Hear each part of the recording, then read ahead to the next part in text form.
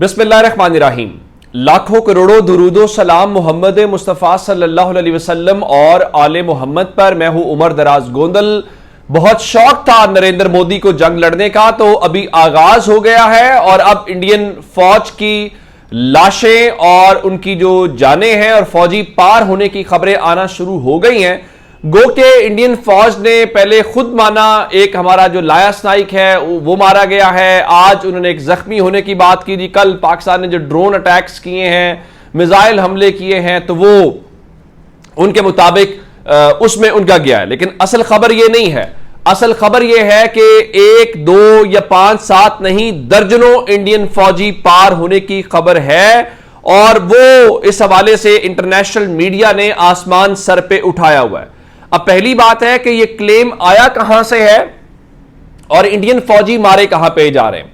DG ISPR ने अब से थोड़ी देर पहले प्रेस कॉन्फ्रेंस की है और उस प्रेस कॉन्फ्रेंस में भी वो वाज़ेह तौर पे एक बात कह रहे हैं और वो ये कि हमने किसी सिविलियन को निशाना नहीं बनाया, ना बनाएंगे।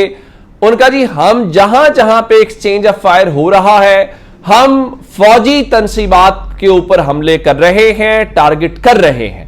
और हमने इंडिया का अगर ब्रिगेड हेडक्वार्टर उड़ाया है तो ज़रा वो मिलिट्री तनसीब है। सवाल यह है अगर आप ब्रिगेड वो हेडक्वार्टर उड़ा देते हैं तो ब्रिगेड हेडक्वार्टर कोई खाली तो नहीं पड़ा होगा ना, वहां कोई फौजी होंगे और वो सब हो रहा है, तो वो कहां गए इंडियन फौजी। अब ये है वो सबसे बड़ी डेवलपमेंट ये है कि बीबीसी के साथ बात की है ख्वाजा आसिफ ने, जो पाकिस्तान के डिफेंस मिनिस्टर हैं, और उन्होंने ये कहा है कि लाइन ऑफ कंट्रोल के ऊपर दर्जनों फौजी मारे गए हैं। अब इस बारे में उन्होंने क्या कहा है, लिखा जी बीबीसी ने कि जब हमने इस हवाले से पाकिस्तान के वजीर दिफा ख्वाजा आसिफ से बात की तो उन्होंने कहा कि उनका ख्याल है कि बुध तक, यानी जो अभी आज जुमा है तो पिछले 2 दिन निकाल के, यानी आज से 2 दिन पहले तक उनके मुताबिक जो इंडिया में 25 इंडियन फौजियों की हलाकत हुई है, यानी 2 दर्जन। अब ये जो कल और वो पिछला हुआ है, यानी जुमेरात की रात और जो जुमे वाली रात थी, वो जो 2 रातें हैं वो इससे अलग हैं। और आज इंडियन फौज खुद मान रही थी कि जनाब वो देखें हमारे एक जो शख्स है वो उसके अंदर हुआ है। अब जहां तक बात है डीजीआईएसपीआर की, तो उनसे भी ये सवाल उनकी प्रेस कॉन्फ्रेंस के अंदर हुआ, लेकिन पाकिस्तान ऑफिशियली अभी उन चीजों के ऊपर उस तरह से नहीं जा रहा जिसमें उन्होंने ये कहा कि भारत के लाइन ऑफ कंट्रोल के ऊपर कितने फौजी मारे गए हैं।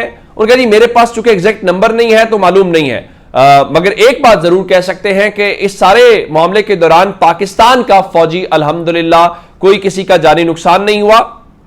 तो इसका मतलब है कि नरेंद्र मोदी साहब का जो शौक था वो शौक भरपूर तरीके से पूरा होता हुआ दिखाई दे रहा है। और पूरा किस तरीके से हो रहा है, एक तो मैंने आपको ये बताया, दूसरा जो डीजीआईएसपीआर है उन्होंने एक प्रेस कॉन्फ्रेंस अब से थोड़ी देर पहले की है और उसमें खास बात क्या है, उसमें खास बात यह है कि उसमें नेवी के अफसरान भी मौजूद थे, उसमें एयरफोर्स के अफसरान भी मौजूद थे और उन्होंने सारी चीजें जो बताई वो तो मैं बताता हूं, लेकिन एक जुमला बड़ा इंपॉर्टेंट है और वो जुमला ये है कि डीजीआईएसपीआर और पाकिस्तान की तीनों जो सर्विसेज हैं उनके जो नुमाइंदे बैठे हुए थे, वहां से एक ऐलान हुआ है कि अपने वकार और आजादी की हिफाजत के ऊपर उसकी हिफाजत हर कीमत पे करेंगे। और फिर जब उन्होंने उन मासूम बच्चों की जो इंडियन स्ट्राइक्स में मारे गए हैं तो उनकी तस्वीरें दिखाई, तो उसके बाद अफवाज पाकिस्तान का बड़ा 2 टोक ऐलान यह है कि खून के एक एक कतरे का हिसाब लिया जाएगा।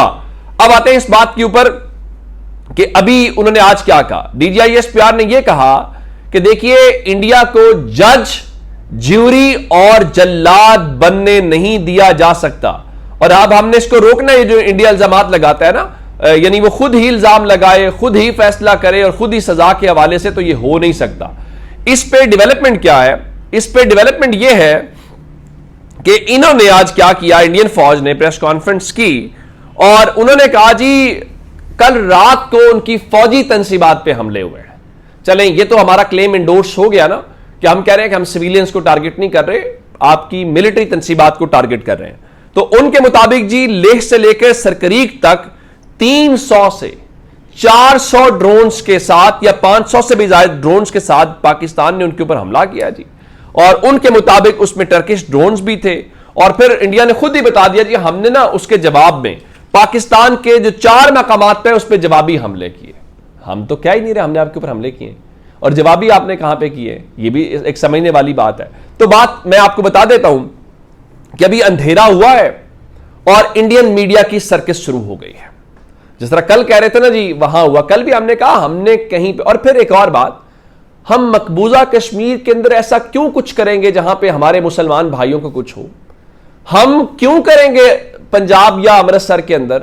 हमारे पास इत्तलात है कि आपने ननकाना साहब के अंदर जो सिखों की मुकद्दस जगह है उसको निशाना बनाने की कोशिश की, जो अल्हम्दुलिल्लाह पाकिस्तान के इदारों ने रोका। अब क्या जी, अब जी फिरोजपुर के अंदर जी ब्लैकआउट हो गया जी, वहां सायरन्स हैं और धमाकों की आवाजें ANI के मुताबिक आ रही हैं जी जम्मू के अंदर आ रही हैं जी। और जो एयर डिफेंस है जी उसने पाकिस्तान के जो ड्रोन्स हैं उनको इंटरसेप्ट कर लिया है। और उसके साथ ANI रिपोर्ट कर रहा है जी सांबा के अंदर, पठानकोट के अंदर, जम्मू के अंदर जो है पाकिस्तानी ड्रोन जो है वो देखे गए। और उसके बाद जी पाकिस्तान उड़ी के अंदर जो है वो शदीद फायरिंग का तबादला जो है हो रहा है। मेरा एक मामला आपसे कहना है कि आपके ड्रोन यहां पे आ रहे हैं तो हम आपके ड्रोन्स को गिरा रहे हैं, सारी दुनिया देख रही है, मेहरबानी करें इन ड्रोन्स को उतार लें, हम तो कह रहे हैं। और कल ड्रोन्स इंटरनेशनल मीडिया के सामने दिखा दें, मसले का हल निकल आएगा। ये जो आपने हर वक्त शेर आया कर रहे हैं ना आप, इससे निकले। शेर आएगा, जब आएगा तो फिर आपको हम ये शेर आया का मौका नहीं देंगे। पाकिस्तान ऑफिशियली यही कह रहा है। और अब उनके जो वहां पे जम्मू कश्मीर मकबूजा के उमर अब्दुल्ला वजीर आला कह रहे जहां मौजूद हूं, धमाकों गालिबन तोप खाने की आवाजें जो है वो वक्फे से सुनी जा सकती हैं। जरूर सुने, इसलिए सुने कि ये आपकी अपनी ही फौज आपके साथ ड्रामा कर रही है, क्योंकि अब उनको ये पता है कि पाकिस्तान के साथ चीजें जो। मैं आपको एक मिसाल देता हूं, आज जब अफवाज पाकिस्तान ने प्रेस कॉन्फ्रेंस की तो उसमें एयर वाइस मार्शल साहब जो थे उन्होंने उस इनका जो तैयारों के राफेल के वो पायलट्स की कम्युनिकेशन थी वो सुनाई सबूत के तौर के ऊपर। और उसका सबूत यह है कि जब उन्होंने कहा कि अगर हम ये सुन सकते हैं बाकी भी सुन सकते हैं। और जो उनकी मुस्कुराहट थी, मेरा ख्याल है इंडिया में बहुत सारे लोगों की नींदें जो है वो हराम करेगी। तो अब इनके लिए परेशानी इस वक्त ये है। अब अगली बात, इन्होंने पहले कहा जी हम ना सिंध ताश मुआहिदा मुअत्तल कर रहे हैं और पाकिस्तान बूंद बूंद को तरस जाएगा। हमने कहा नहीं, आप ये कर नहीं सकते, हम एक्ट ऑफ वॉर इसको समझते हैं। और आज भी DGI-SPR ने बहुत खुल के नीलम झीलम प्रोजेक्ट को जो आपने टारगेट किया उसके ऊपर बात की है। तो उनका ये नहीं हो सकता कि आप हमारी वाटर स्टोरेज को टारगेट करें, हम इसके ऊपर बात भी ना करें, ये नहीं हो सकता। तो उसके बाद इन्होंने ऐलान किया, ऑफिशियली ऐलान किया कि हम IMF के पास जाएंगे। तो आज 9 मई को पाकिस्तान की जो IMF के साथ मीटिंग थी उनकी एग्जीक्यूटिव बोर्ड की, तो उसमें हमारा जो उनके साथ इस वक्त फाइनेंशियल अरेंजमेंट चल रहा है, तो उस हवाले से मैं ये नहीं कह रहा कर्जा लेना कोई बड़ी फतह है, बिल्कुल भी नहीं कह रहा, ये ना पहले का, ये कोई अच्छी बात नहीं है, वो किसी दौर में भी हो वो एक बुरी बात है। लेकिन मसला ये था, इंडिया कह रहा था मैं रोक के दिखाऊंगा, यानी आप तकब्बुर इंडियन देखे कि हम IMF को कहेंगे कि पाकिस्तान का लोन प्रोग्राम है भाई हमको मुफ्त में ले रहे हैं, वापस नहीं उनको करना। तो उस कहने का मतलब यह था कि हम ये लोन रोकेंगे और पाकिस्तान को फाइनेंशियली जो है वो टीज करेंगे। तो अल्हम्दुलिल्लाह अब से थोड़ी देर पहले बाकी महाजों की तरह इंडिया को वहां से IMF के महाज के ऊपर न सिर्फ जो है वो शिकस्त का सामना करना पड़ा, बल्कि जोरदार किस्म का थप्पड़ पड़ा है। क्या थप्पड़ पड़ा है?